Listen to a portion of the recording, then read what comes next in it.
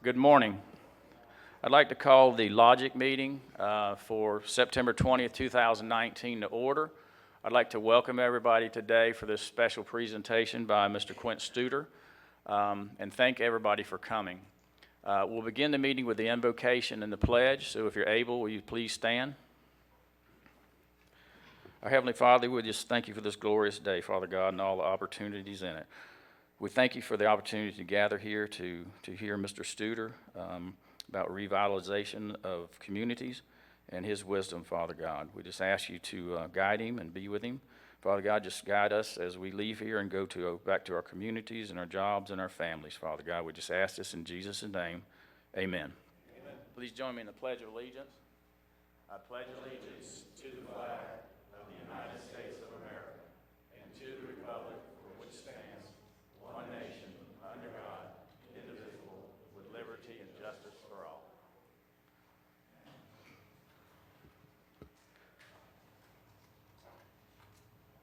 Okay, this morning we are honored to have Mr. Studor with the Studor Community Institute with us. And I'd also, when the Logic Committee asked me to try to get Mr. Studor to speak here, I contacted Mr. Ben Bates. And Ben, I want to thank you for making this happen. And I do appreciate it. Mr. Ben got Miss Dottie Dehart, who works with Mr. Quint Studor, to contact me, and we worked on a schedule to see when he could come, and it happened to be September 4th, and you know we were dealing with a hurricane September 4th, so we had to relocate it, reschedule it to today. So I want to thank Miss Dottie Dehart and also introduce another member of their staff, Ms. Nicole Webb Bodie, and she's in the back. So thank you for all the help organizing this. At this time, I'd like to ask Mr. Ben Bates to come up and introduce Mr. Studor. And thank you, Ben. Thank you. Thanks, Bill.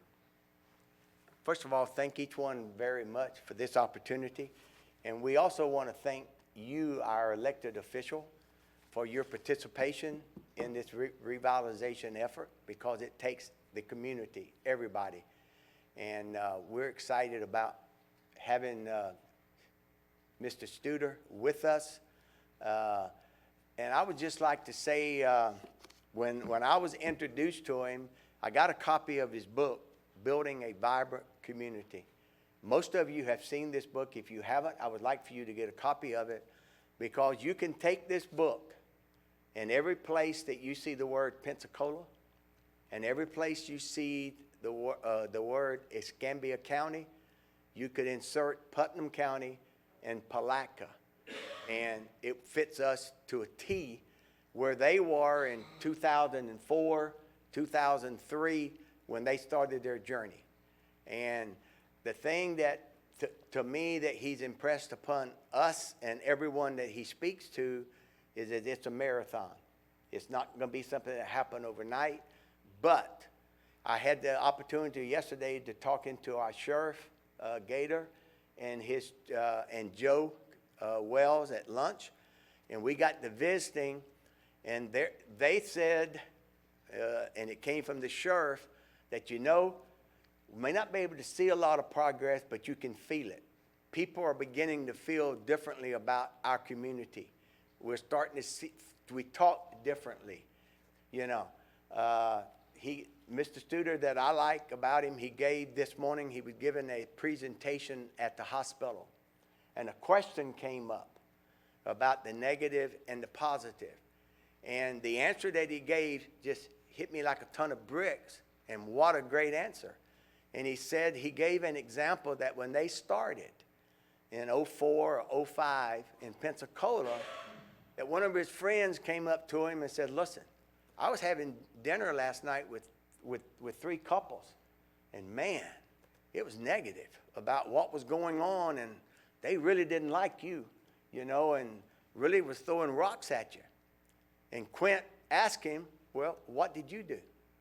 He said, well, I didn't do anything. I didn't say anything. And the gist of it was, we've got to do our part and say, hey, wait a minute, let me share with you what's really going on. There was a workshop here a while back, several months ago, when the young professionals came to the county from the funds and asked for some money to do the blue crab.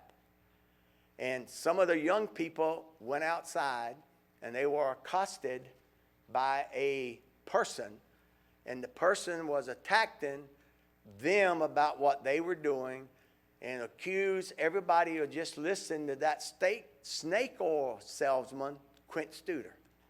That Studor guy called him a snake oil salesman, you know. And they let the person talk, and after a couple minutes, they introduced themselves and said, "Let me tell you about Mr. Studor."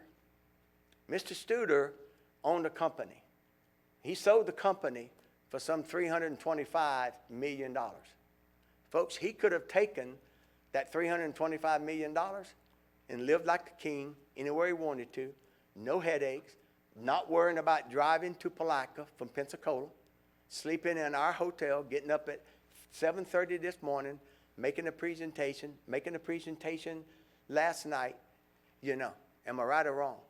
Yet, I don't know this for a fact, but I would guess he's more than invested well over $100 million of that in his city to make it better.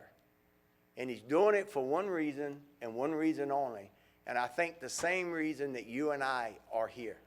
It's not about us, because we've been here, most of us, longer than we're going to be here. It is not about us. You know, what got me involved in it was my daddy taught me, son, if you're going to be involved in something, you leave it better than you found it. And if you can't leave it better than you found it, why in the heck was you involved in it to start with?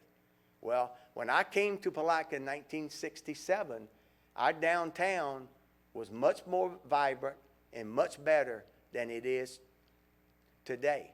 So what we want to do is to leave a better place for our kids and our grandkids and our friends, so they can enjoy life and they would want to come back. And with that, Mr. Studor, I look at it like this, is that when you have a drink, you got to have a straw to stir everything. Mr. Studor is a straw that has come to our community and stirred things up and got people involved. And the key is to continue to work together as a group, everybody involved, from government to private, every group and everybody that we can, as we continue to move forward in this effort. And I'm very honored to present to you today Mr. Quint Studor. Thank you for coming. Well, it's nice to be here, and they taped last night, and the talk today is going to be about 20% repeat, just to get everybody on the same page, and then it's rather new. But I do encourage you to look at the videotape of last night. You know, when you do certain things, you hope you have an impact, and you don't know. But last night was really worth it for me, and let me explain why. I talked about Chuck Yeager, and I talked about you go through turbulent times, you got to keep the throttle down. And there was a gentleman that came up to me last night, and he's a little older than me. He wished he could retire, but he can't. So financially, he's got to work. And he's in a job, and at his age, it's really hard. And he's been struggling in that job because it's a hard job. And he said to me yesterday after the talk that Chuck Yeager related to him, that though he's going through turbulent times and he'd like to sort of back off, he's got to keep his throttle down, and he'll make it through these turbulent times on his job. Might sound crazy, but that's what makes it worthwhile.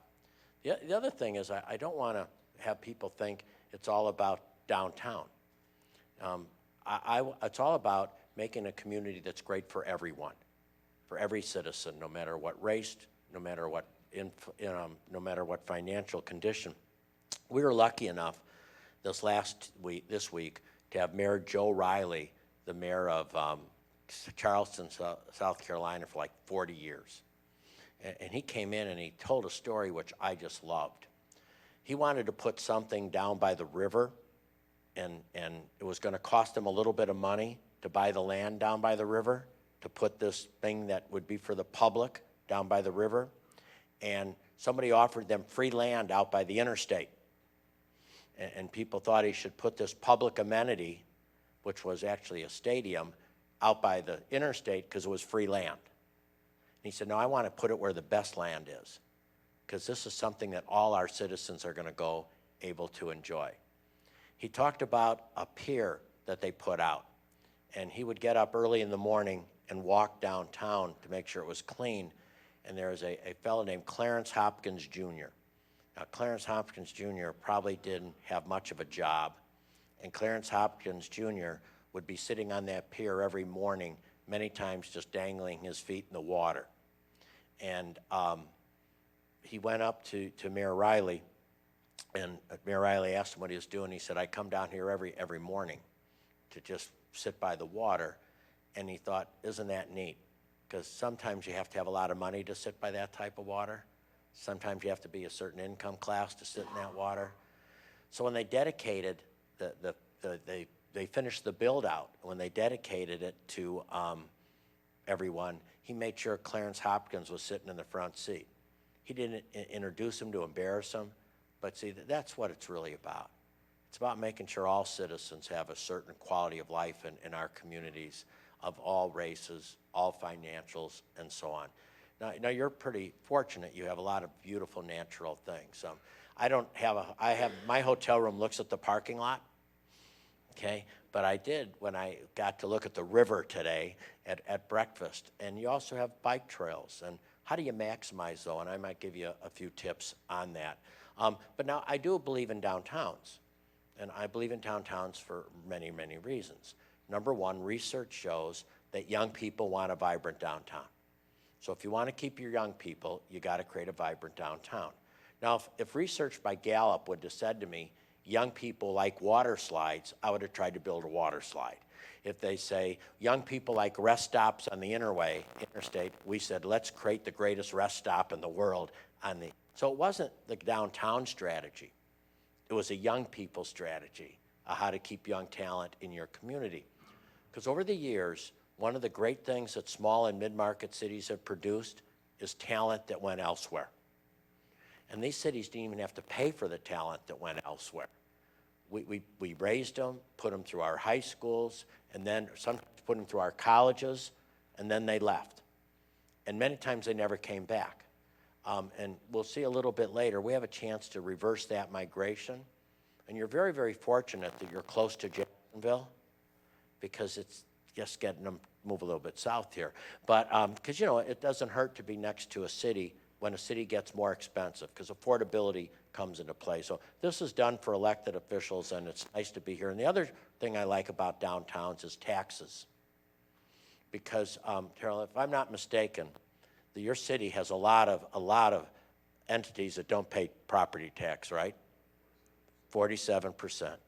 That means 53% are picking up the tab for the 47%. Now, what happens is we've got to pick some more of the taxpayer up, because you have roads, you have pipes, you have poles, you have to keep up. And the one thing I like about downtowns is you can go vertical. So Ben, you and your group just bought a building downtown, right? Don't you wish you were from out of town, because they would have loved you for it? No, I swear, I swear to God, it's so bizarre, isn't it? It's so bizarre. When I was sitting in Pensacola and called snake oil, carpetbagger, all sorts of things, snake oil was actually one of the nicer words. I was excited about that. I used to say, I almost feel like I should walk out of town, call and pretend I'm from out of town, and say, you know that building on the corner of Palatka and Main that's been vacant for all these years? I'm an out-of-town guy, and I'm thinking of buying that and putting a couple $1 million into it, rehabbing it, and bringing it back to life. And oh, by the way, my taxes would probably go from what you're paying now to over $100,000. And I'm thinking about coming to your community and buying that old piece of building that's been sitting there this one, for a decade, unused. What do you think most communities would do if I was from out of town? They would be so excited. They would be almost willing to fly me in. They would meet me somewhere. They would take me around. They would brag to people. Do you know, an out-of-town guys think of investing here? and out-of-town guys think of investing here. They would be so excited. It's unbelievable. We had an out-of-town company come to Pensacola. They wanted to come to our port and crush rock. Crush rock. And we had people almost falling all over to get them to crush rock because they were going to crush rock and bring some employees. Now, we didn't think that was a good idea to crush rock downtown. It'd be like crushing rock on your river, then the trucks go through your downtown. But we had people falling all over themselves because this guy was from out of town. Isn't it amazing how sometimes we treat out-of-town people better than in-town people? Because if it's an in-town person, it's going to just get rich. Isn't it bizarre? Probably not here in Putnam County or in Palatka, but have you ever noticed how people are worried about somebody making money? You know, what do you want to say? Well, I hope they go broke. And you want to do, and I get real bold. The longer I'm in Pensacola, the bolder I get. And I say, you should hope I make a ton of money because I'm going to invest it right back in here. The reason you have the Studor Children's Hospital, a brand new children's hospital, is because I live in this community. I wouldn't build this hospital in another community. The reason you have a brand new YMCA is because I live in this community. You should hope your local people do well. And you should hope they care enough about the community that invests back in it. So I hit that real hard because I almost feel I can relate to some of the Putnam One people that are probably rich guys just wanting to get richer, carpetbaggers, and the good old boys. Anybody ever define who the good old boys are in a community? That's such a common term. You know, it's the good old boys. I said, well, can you tell me who they are? Well, I can't tell you who they are. They're the good old boys. It's this vacuum here somewhere. So anyway, that's my 60-second to 3-minute yanka a little bit today. So anyway, I'm going to give you the assessment results. Some of you didn't see these last night, and I hope we keep doing this, and we can do it. You can do it more. You can do the whole county. Basically, we do a quick assessment on where we're going. Today, one of the people from the hospital said, what's do you see positive about what we're doing? I said, good self-awareness. Good self-awareness. Because we can't change if you're not self-aware. Now, you're lucky. You were a quarterback, right? Yeah, did you ever use video? Yeah, you know why they showed you video? Self-awareness. If you don't have that video or you can watch it, you might not be self-aware. So that we use feedback mechanisms to create self-awareness. Now, if we're self-aware, we can make adjustments. But if we're not self-aware, we can't make adjustments. So I'm on the board of directors of Hazelton Betty Ford, which was one of the most nationally well-known drug and alcohol treatment centers. Well, the first thing they want to do with somebody who comes into treatment is make sure they're self-aware so they can break them through the denial of what's going on. Our community was not that self-aware in 2003 or 4. We had some people that thought the community was just perfect, and some people that thought it was the worst in the world. We had some people that go to the city council and say it's the greatest thing in the world. Some people go to city council and say it's the worst thing in the world. So we had a rough time with self-awareness. We actually paid money to become self-aware, and I'll walk you through what we did. You didn't pay money. You just took a quick little thing. So I compliment you on being self-aware. Because if we know where we are, we know where we can go to get there. So let's you walk through. We asked the thing, how engaged do you think the rest of the community is? A year ago, you were a 3 on a 10-point scale. Today, you're a 5. That's okay. According to James Collins, who's done a lot of work on getting companies good or great, he talks about if you go like this, you go like that. It's methodical growth. You ever seen somebody that went on these crash diets, and they lose a lot of weight real fast? A year from then, when you see them, what do you notice? They pick it right back up. So methodical improvement is good. We look at how likely are young people to live here. You still have a ways to go. You're from a 2.2 to a 3.61. We have some strategies on that and some strategies we can talk about, and you need to talk about. How attractive is new business? You went from a 2.1 to a 4.75. I think that's pretty good. How easy to create and run a small business? You've gone from a 2.7 to a 4.1. Hey, I got a secret for you. There was a couple here last night that's thinking of moving to Palatka. And they came up to me. They don't live in Palatka now. You know why they came last night? Because they run businesses. And they're thinking of moving downtown and open some businesses. And they wanted to hear last night. And you know what I told them? You better get in now. better get in now, because if you get in a little bit earlier, it's a little bit better than getting in a little later, but it's also a little bit riskier. How rate with your educational system? And you've seen that in your high school graduation. I'm very excited what you're doing at the hospital. If you're not aware of this, every new mother now is getting a tutorial on how to build her baby's brain. And that is, our issue is not third grade reading, fourth grade math. Our issue is children aren't ready for kindergarten. I don't know what your statistic is, but ours is only 47% of our children in Pensacola, Escambia County, are ready for kindergarten. Okay? That's like 59th out of 67 counties in Florida. And so we've been doing this now for 2 years. We've touched 11,000 mothers, what you're implementing here. And the mother watches a video, and then they get a book on how to build their baby's brain. We're doing this with the University of Chicago Medical School and School of Economics. And we can show that a mom knowledge of how to build her brain goes from about a mid-6 to a mid-9 once they understand it. So you should be really pleased. I spoke to your hospital staff today and your head of your OB, and they feel really good about what they're doing. They don't look upon this as one more task. They look upon it as making for a better community. How likely is small business to receive training? Remember, 80% of small businesses won't make it 5 years. And it's not because of passion, it's because they don't have the skill set. I see it all the time. I got a call, we were driving here yesterday, and I got one of these calls that this little restaurant's in trouble. Could I figure out how to loan them money? I said, I've already done that. Let's not do that again. And I will tell you, they should have never opened it where they opened it. But see, they went and they got themselves in trouble. So one of the things you have to do is help make small business work. We're doing something pretty unique right now. We're hiring someone to come in and do market research on our downtown. What stores should be there? What stores might not make it? And if they are, is there a need for them? Because you have people whose hearts get ahead of their brain. And you don't want to be excited when you cut the ribbon. You want to be excited when the company's made it 1 year, 2 years, 3 years. So Kathleen and I have talked a lot about training and development with Ben actually this morning on how to beef up training and development for small businesses because they can't go out of town. I mean, they can't. My wife runs a coffee shop and an olive oil store. If I tell her, why don't you go to Orlando for 2 days of training? She said, I can't. I can't. She can't.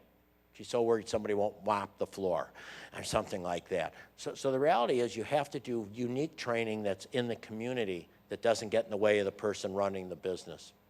How vibrant is your downtown? You've gone from a 2.5 to a 4.58.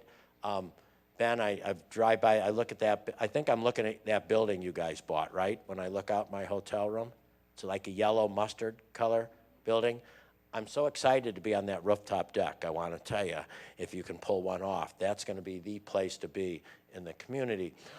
And you have to go one building at a time, one store at a time, and you got to keep them tight. Because if you spread them too far out, you don't get the synergy. And I know that's hard and discipline, but we almost have circles. We take the community and we draw a circle. Let's get this circle right, then we can go to this circle, then we can get to this circle. We're now been doing this for a while. We're in our 7th circle. Our first circle was Palatka in Maine. And then we sort of kept doing circles, and now we're on our 7th little circle. Not big. You know, there may be 6 or 7 little businesses or buildings and so on. Getting wealth off the sidelines. I talked a lot about this. If you want outside investors to come into your community, they're going to say, why aren't the local people investing?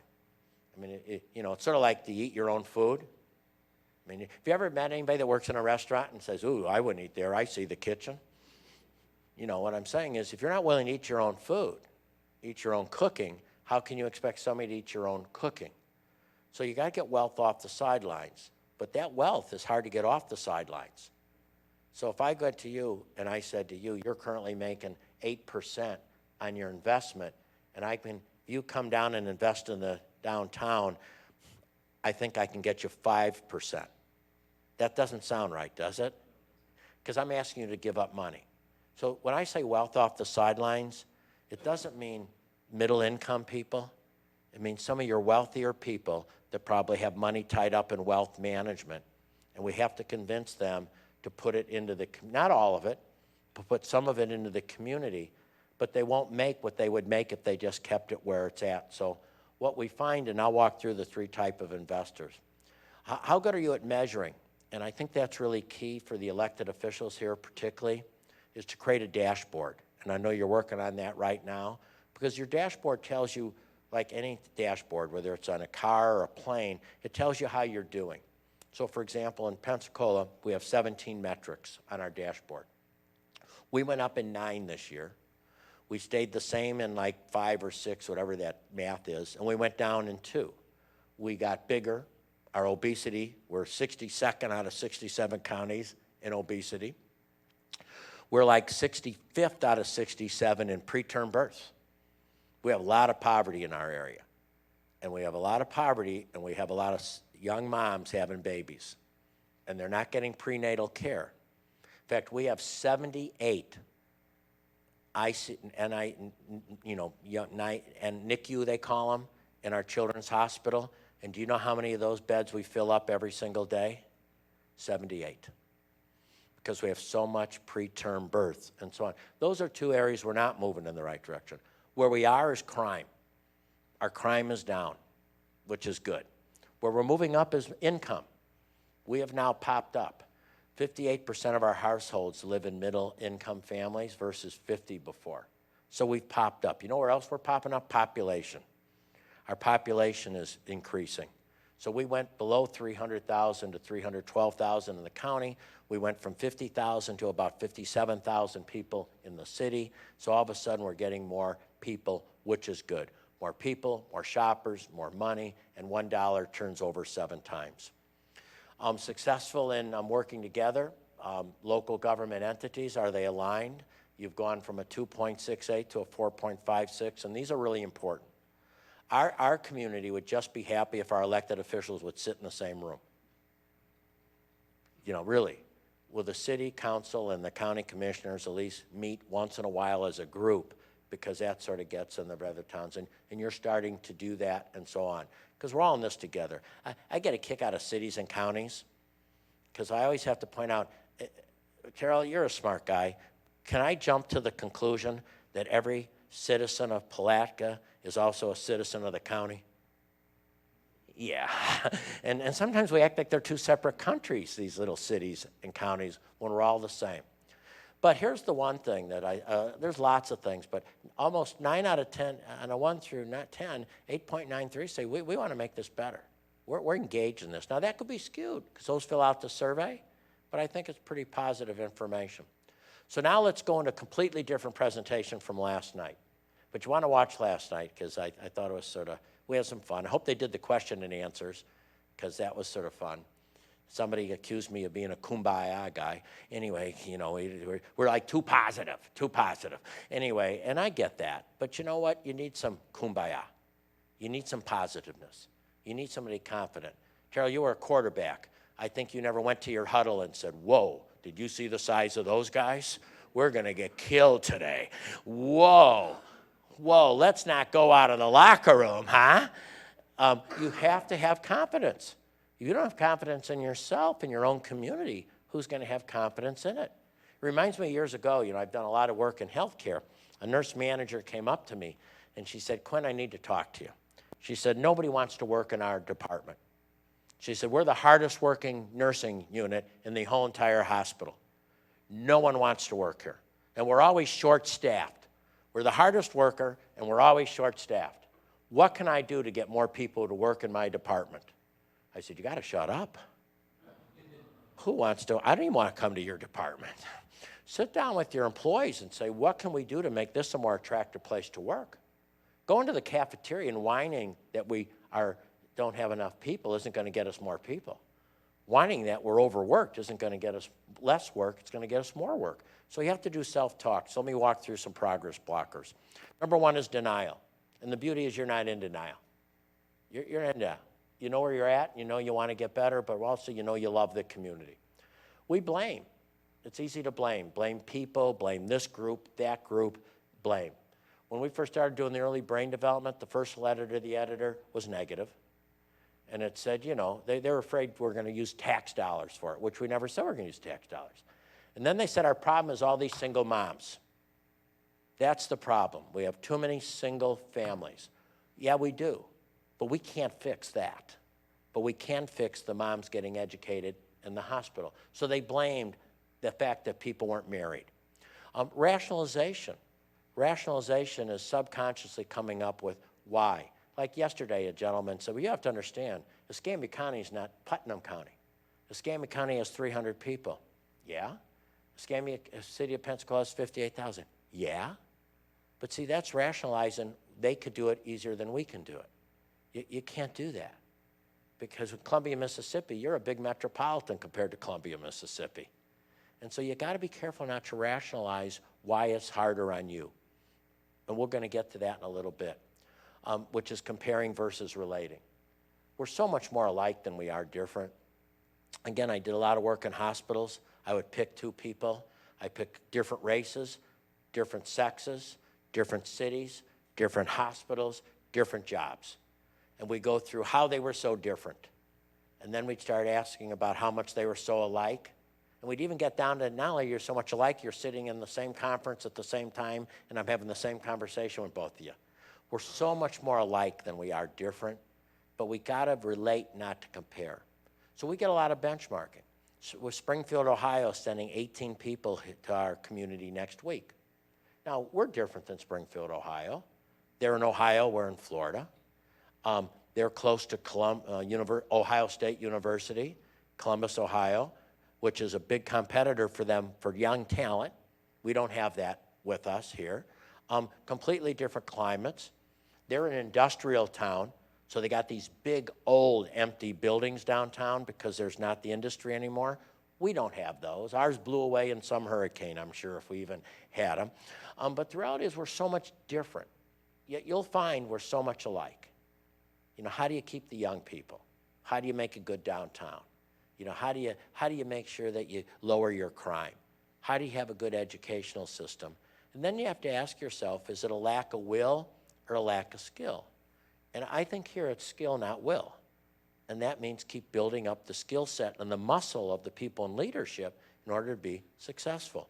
And for a lot of you elected officials, that also means training the employees in your place.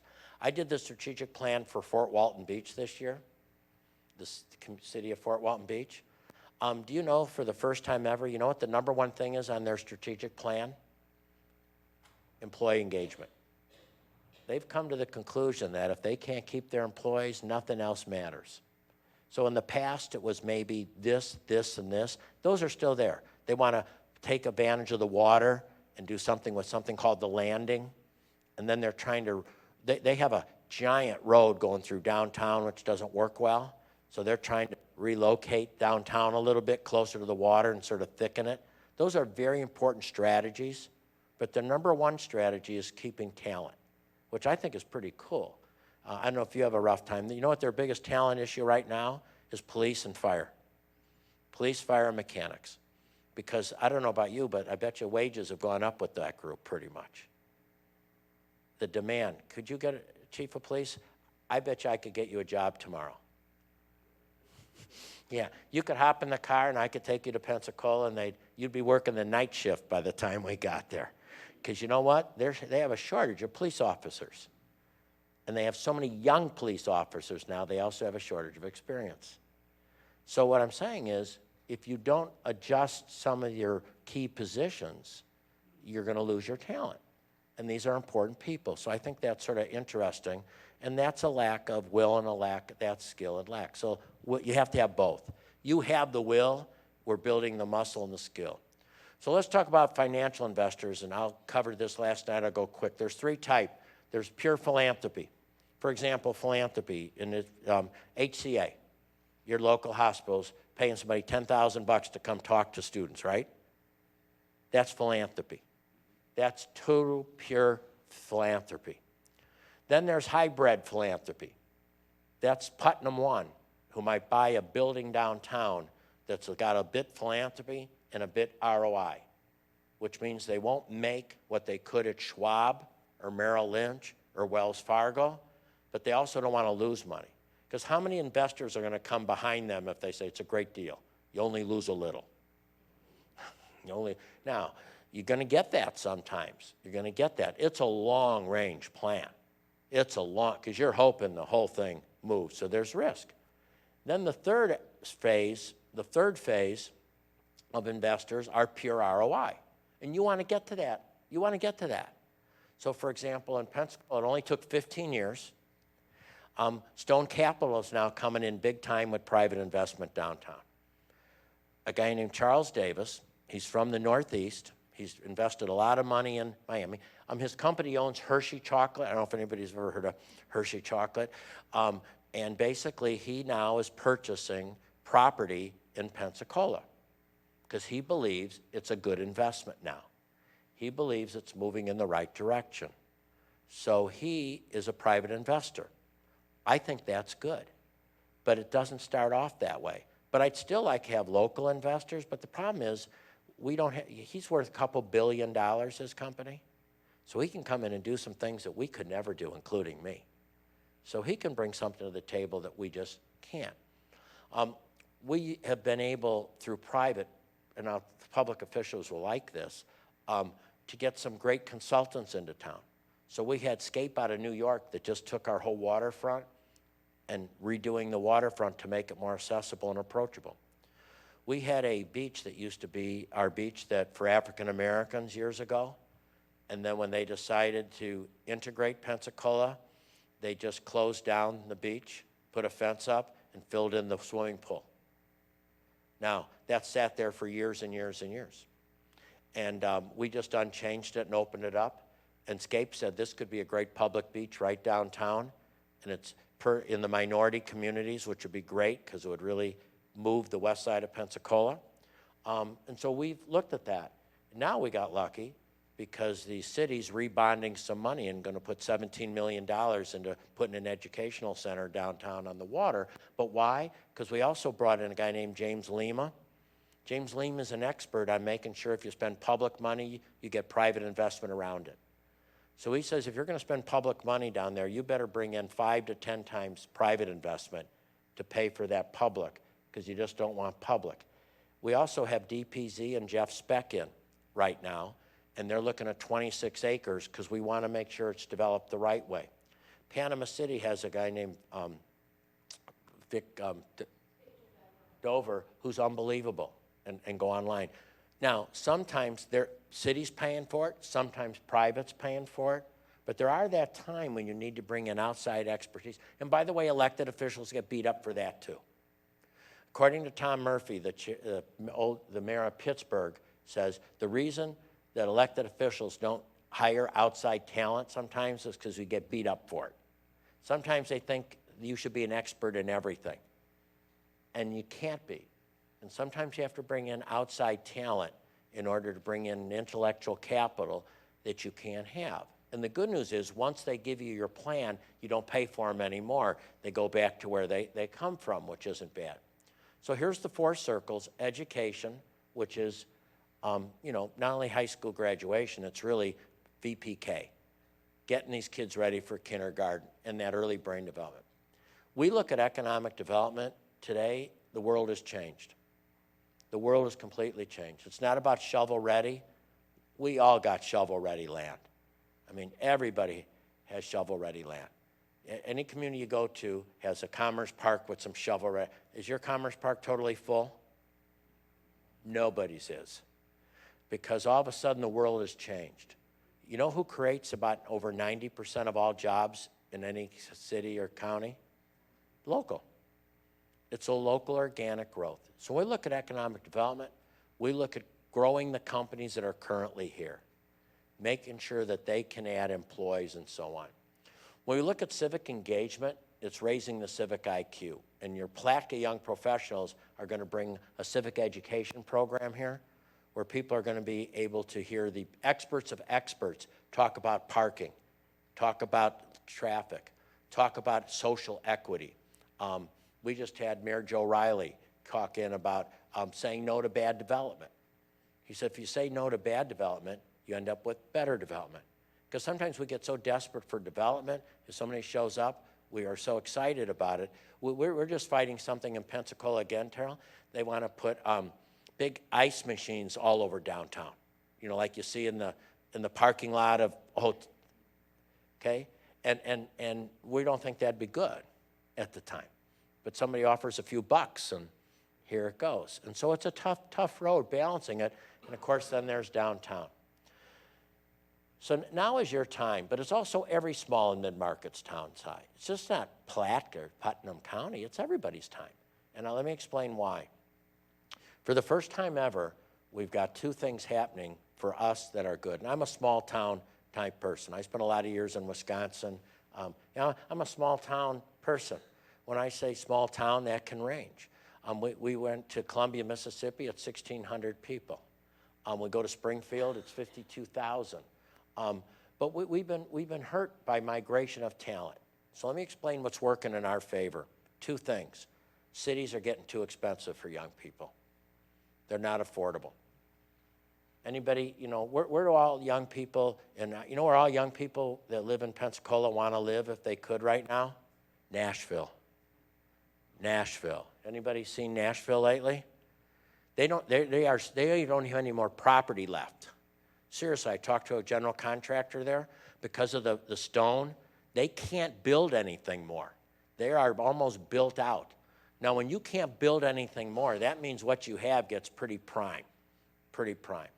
It's very, very expensive. Some of the Texas cities we look at. Do you know what a studio apartment costs in Odessa, Texas, right now, in Midland, Texas? $2,700 for a studio apartment. You know why? There's oil money there. People come in on Monday, they work till Friday, and they fly back out. Austin, Texas, another place that exploded. Too expensive. You know where we lose some of our young people to now? Tampa. Tampa's sort of a town that's got a lot of buzz to it. But for many people, those get too big and too expensive.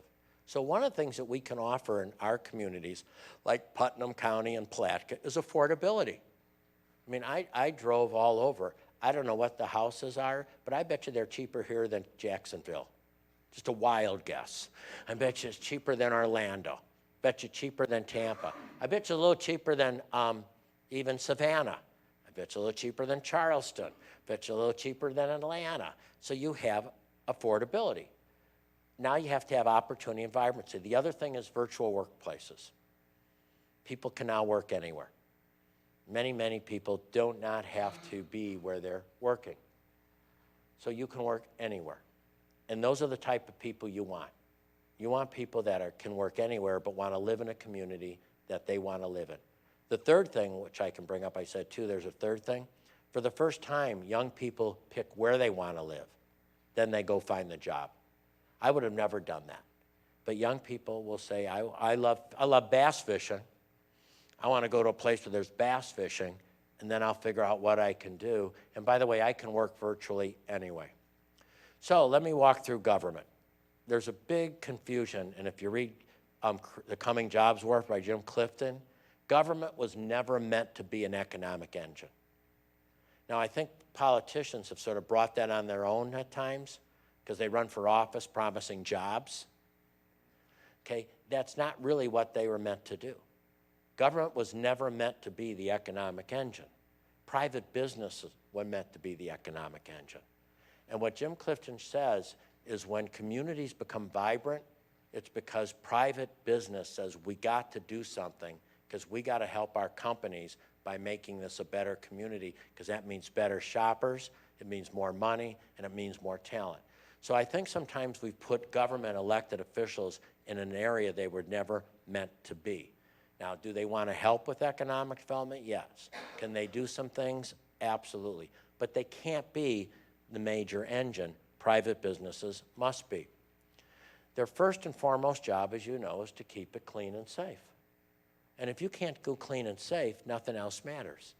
And that's what I was talking about, how important making sure you have the right police officers, making sure you retain the right talent.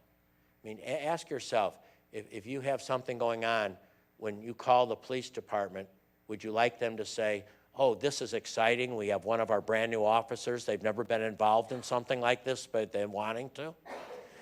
I don't think so. You want somebody with experience. So what does elected officials, because I thought this was for elected officials, what do they need to do? We found, it's in my book, consistent guidelines regarding public property. One of the big questions I get in communities, and I just got it at the Seaside Institute this week, I got it last week at the Florida Planning Association. Have you ever had anyone buy a piece of property downtown and sit on it? Has that ever happened? How does that do for the downtown? It hurts the downtown. And they sit on it, and then it erodes.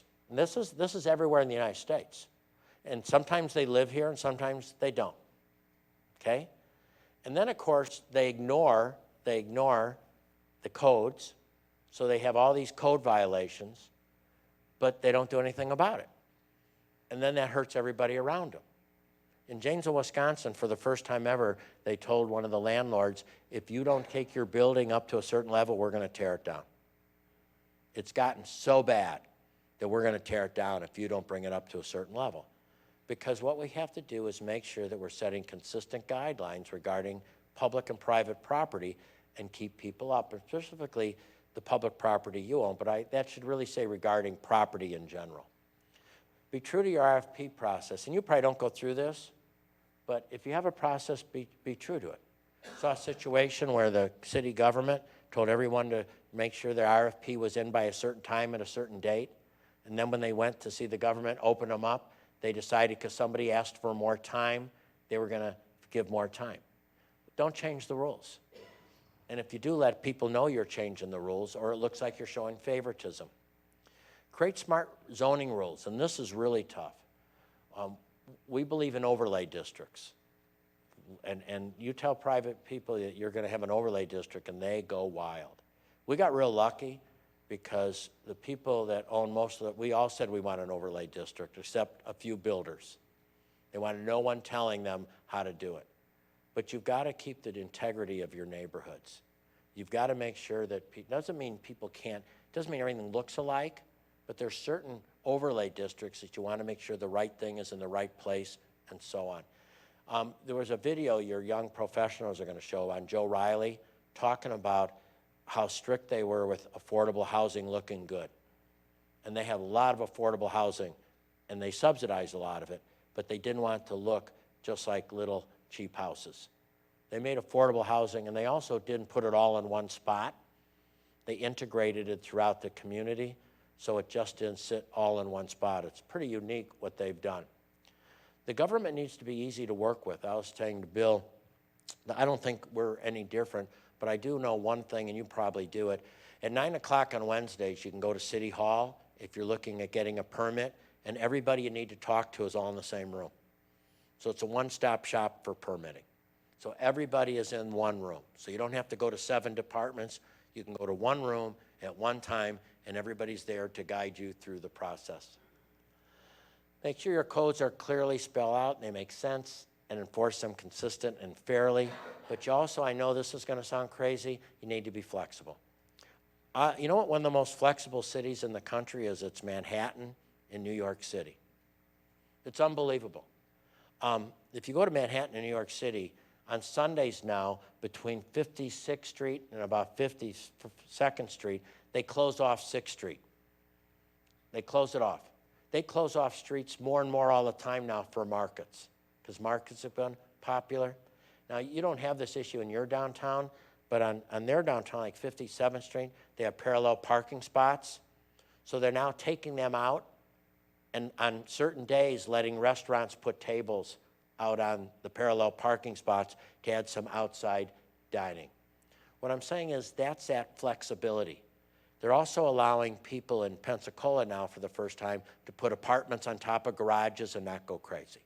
They're allowing some more flexible housing in the area. Muskegon, Michigan had a big part of their downtown that had nothing. So they put a whole bunch of little teeny shops in there, and then they let people rent them for the day, and they started all these little businesses. And then what happened is it's gotten so popular now, they're now doing permanent, and they're moving them somewhere else. So you have to also be willing to let people try things with pop-up shops. Food trucks, oh my gosh. When food trucks were first coming to Pensacola, the fight between the restaurant and the food truck was just unbelievable. Now that they're everywhere, people have learned to live with it, and the beauty is if you got a bathroom, those people got to come eat at your place if they want to go to the bathroom. So it sort of works out in this crazy way. Fear stands for fantasized experiences appearing real. Sometimes the fear of what's going to happen is much worse than the reality of what's going to happen. Benchmark other cities.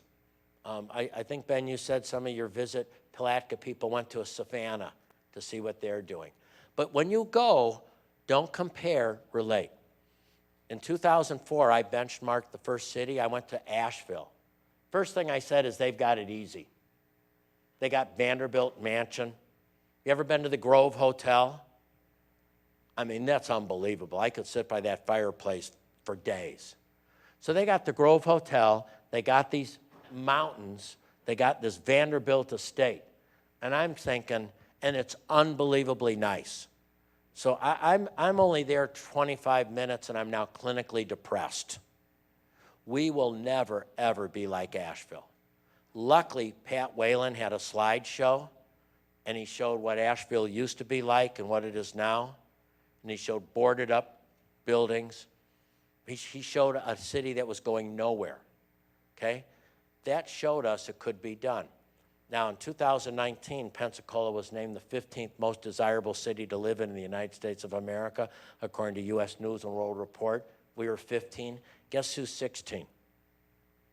Asheville. So it's sort of an interesting thing. It's like Jacksonville Jaguars, you're 2-1. Don't you wish the season could end right now? I mean, 2-1. You got that young quarterback. Did you see him get off the airplane the other day? Dressed up like a disco guy? But what I'm trying to say is you got to have thoughts that you can be better. But don't get depressed because it's a long process. It's a long process. But you got to benchmark other cities. But don't look why they're better than you. Just look how much you're so alike, what you can learn.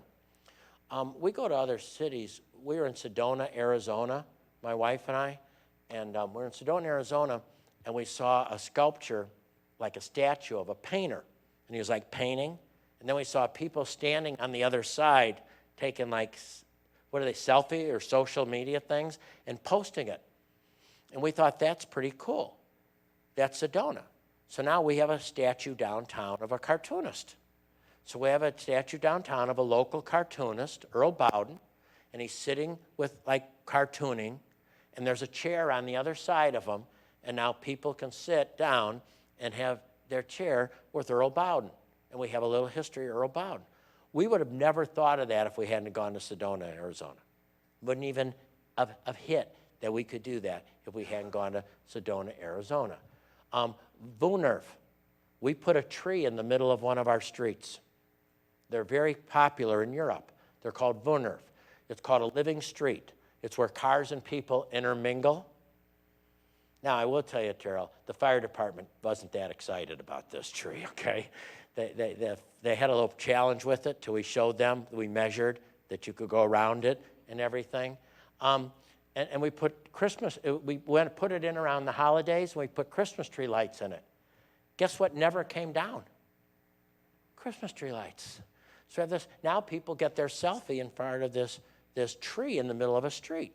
The reason we did that is because we wanted people to walk that way. Because we had retailers here, and we started to get retailers a side street over. So how do you get people to walk over? You give them some reason to go. So now we have a Vunerv and a statue for them to go walk down to. So those are some of the things. Small towns are hot right now. They are the thing. You can read it everywhere. Small towns is where people want to be. Big towns have gotten a little too big, a little big unaffordable, and people want to be in smaller communities, especially people with children. So here's how governments can really leverage it. You're interim city manager, right? I think they should change your title. You do. When you call people managers, what do they think about doing? Managing. Managing a finite set of expenses. They don't think about building. I think city managers need to be city builders. because that's really what we are looking for. People in elected positions need to be called community builders and chief engagement officers. Their job is to engage the community and make it work. Get strategic and work off objective data. And we're going to talk about that later with a small group. Make sure you have your dashboard in place. We just did objective data. We used the Mason-Dixon Company to do a quality of life survey. And we know now that 63% of our people think we're moving in the right direction. We know that right now we went from 20% of the people thinking it was a good city for an entrepreneurship. It's over 50%. In fact, we're just named the 17th best city to start a business by Go Verizon. But I'll tell you where we're not, is children's well-being. We do not do well in children's well-being objectively. We have too much child abuse going on. We have too many thoughts. 78% of our community said they would rather pay an extra $40 on their property taxes if it could go to helping children in our community right now. But that's objective data. And by the way, it was 78% Republican and 76 or 78% Democrat. They all agreed that we'd be willing to do some extra things if we can help our children, because we have too much child abuse in Escambia County. We have too much preterm birth in Escambia County. But that's objective data. Terrell, I hear you're thinking of moving City Hall, huh? Bet you that's fun, isn't it? Ha, ha, ha. You should have been there last night. We talked about the phases. But see, that's objective data. But I don't know where it's going to turn out, but I hope whichever turns out, the people that didn't get exactly what they want will support whatever happens. And I used an example of our mayor, our past mayor. He was, well, you know that beach I told you about? He was going to get money from Fish and Wildlife to put an industrial fish hatchery on that beach. And we didn't agree, some of us. And the mayor and us were on wrong sides, different sides, not wrong sides, different sides. So we sued Fish and Wildlife over it. And they said, we're not dealing with these nuts in Pensacola. We're not going to build a hatchery there. Do you know what the mayor did the next week? He opened it up as a public beach. So what I'm saying is, even though he didn't get his way, as soon as he didn't get his way, he jumped and said, then let's make the final decision the best. If the City Hall moves, let's make it a great move. But you're going to have to spend money either way. But use objective data, not emotional data. And that's really what you're going to. And the last thing, I know some of you, people, our hospital's always been downtown. So they announced they're moving it out of downtown. Oh gosh, people said they're deserting. It was the word, deserting downtown. And they also said, what about all those employees that work at the hospital? So you know what we did? They did a zip code check. You know how many people truly live by the hospital? None of them. Less than 100 out of 7,200, less than 100. So I'm just saying, I'm not saying which way to go, but I'm giving you a couple tips. Use objective data, and whoever doesn't get their way, still make whatever the final decision is to support it and not sabotage it. There's 3 types of people, according to Drexel University and cities. Win-win people. They literally, you know Mort O'Sullivan? He's a win-win guy.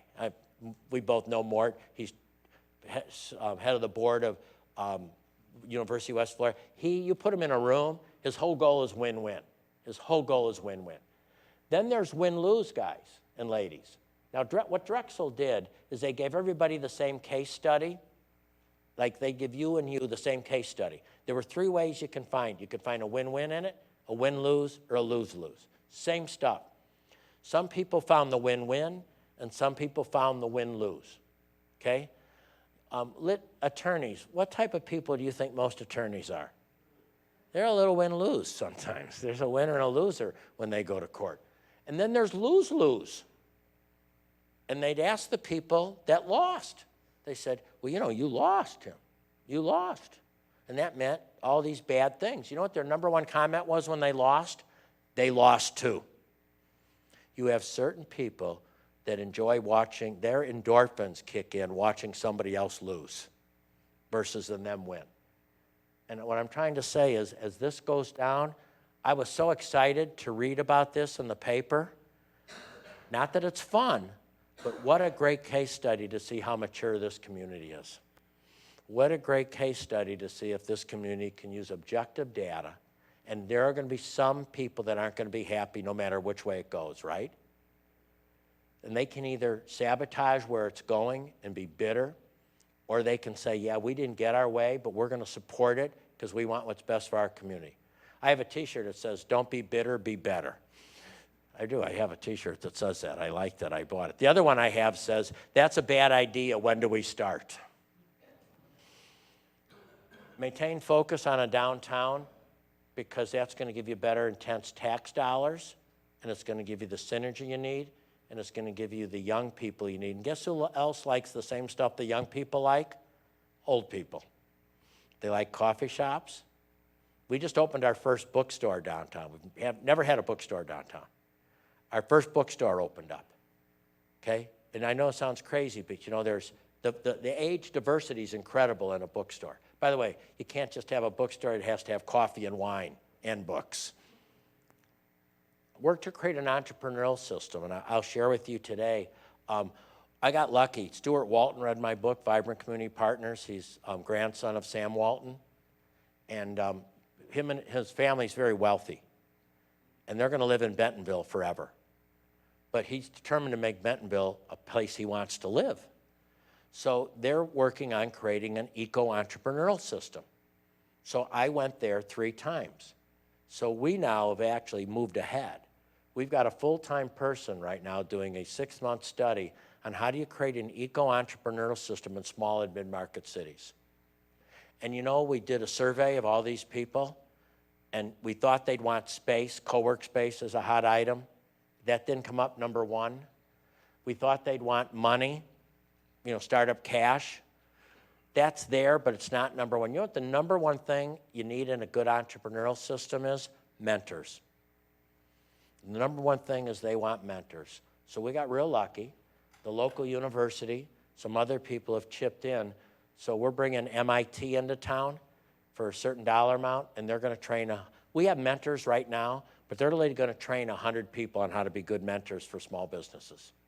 If you're a community with retirees, you're in the mecca of mentorship because you have people that can be valuable mentors, but it's not just an easy task. So we'll share everything we do, we share with because we're all in this together. Us small and mid-market cities got to stick together. I own a minor league baseball team. We're affiliated with the Minnesota Twins. Good year to go to the Twins, by the way. Anyway, but all these small market baseball teams, they all stick together. They all stick together. They don't hang out with the Yankees.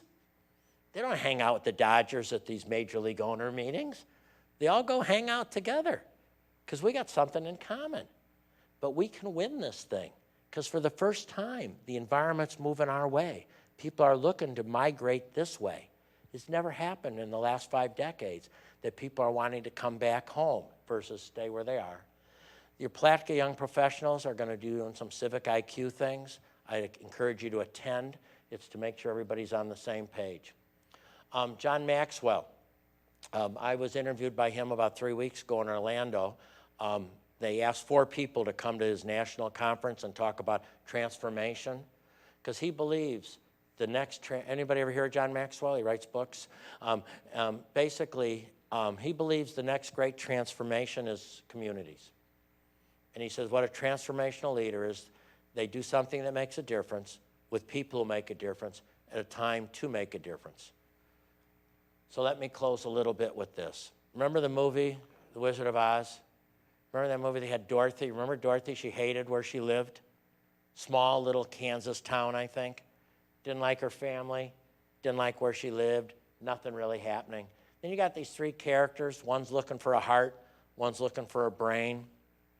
Okay? One's looking for courage. Remember them? So then they're going to go find the great Oz. You know, today what we'd call Oz is a consultant. They were going to look for the great Oz, you know? And I loved his looks. He was sort of short, a little bit heavy, sort of a lightish color hair. Anyway, really, if you look at it, I do have a little bit of an Oz look in me if you look at the movie. And anyway, so they're going down the yellow brick road, and they're looking for Oz because Oz is going to give them the answer. And if you remember how that movie ended, what Oz did was tell them they had it in them all the time. What they lacked was self-confidence. What they lacked was a good self-image. What they sometimes lacked is to push the throttle down and go through the turbulent times. If you remember the turbulent times, things were spinning. The Wicked Witch, they got to step up and walk through, but Oz didn't get them through. They got themselves through. So when it gets all done, he told them you had it in you right from the start. You had it in you. You had the courage. You had the heart. You know, you had the brain. You sometimes didn't realize it. And if you remember what Dorothy said, remember where Dorothy ended up? She ended up back in that same place in Kansas, that same people. And what she said is she was so glad to be home. And there's no place like home, and there's no place like Palatka. The answers are out there. The answers are in here. And you have the courage, you have the heart, and you have the brains to make it happen. Thank you very much for allowing me to be here. Thank you. Whatever you want. Anybody have a question, comment? Want to buy some snake oil? Thank you. I just wanted to make a comment about the young professionals.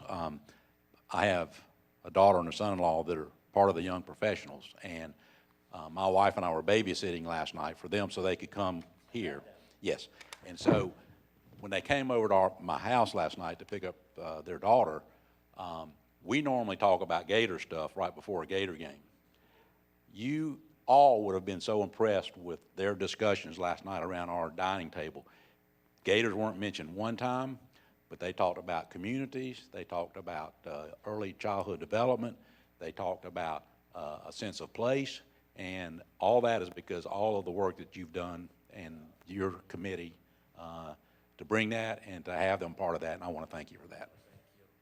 You know, one thing we'll never agree on is who helps who most.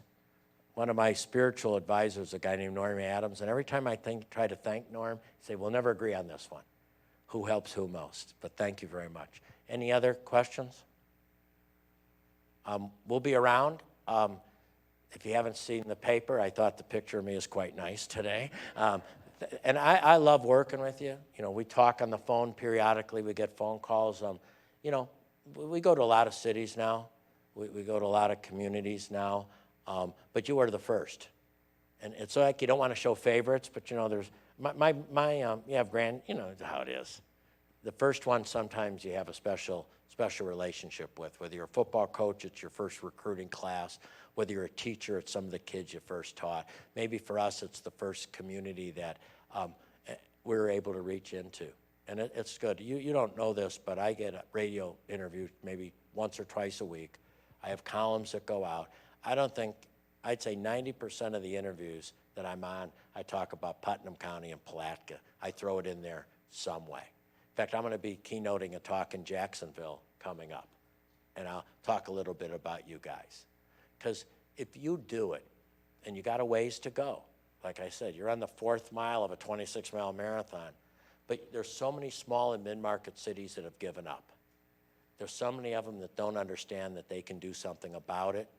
So when I was in Chicago, I worked in a hospital that was in a tough neighborhood, really tough.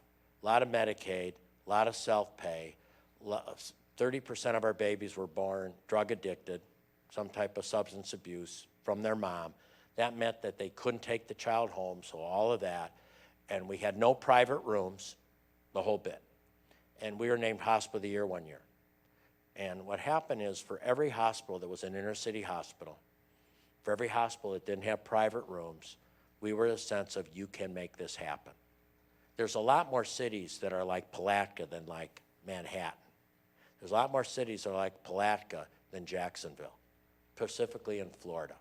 So as you go about your journey, you're not only helping Putnam County and Palatka, you have a chance to help every small and mid-market community in the United States of America, because we want them to benchmark you someday.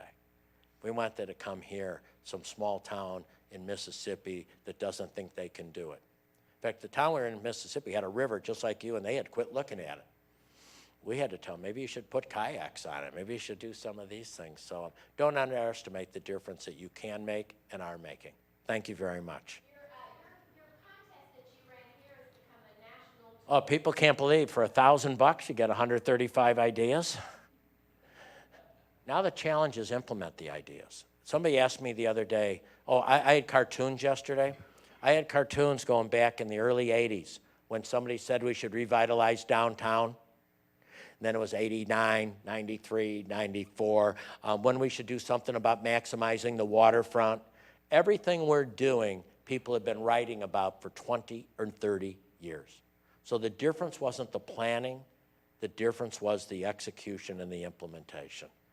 And that's what separates the ones who make it and the ones that don't. So you got a great start with 135 ideas. Now it's how do we get as many as we can implemented, particularly the ones that don't cost a lot of money.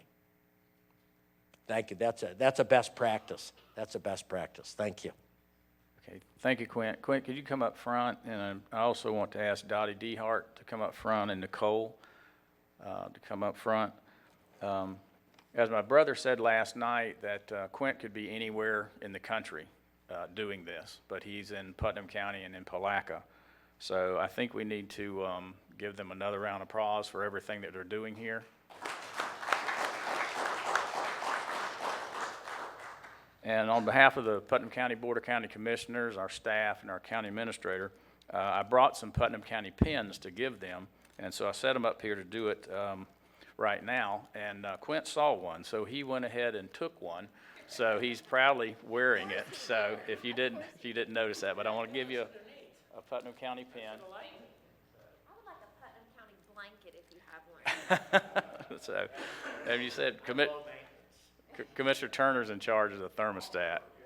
Exactly. So, but anyway, thank you so much for your presentation, and Logic Committee, thank you for coming to this special meeting. This does not take the place of the meeting that we're going to have. We're going to have another meeting the 25th, so hopefully everybody can be there. Mr. Ben Bates, I want to thank you for arranging this. And is there any further business? Okay, we stand adjourned.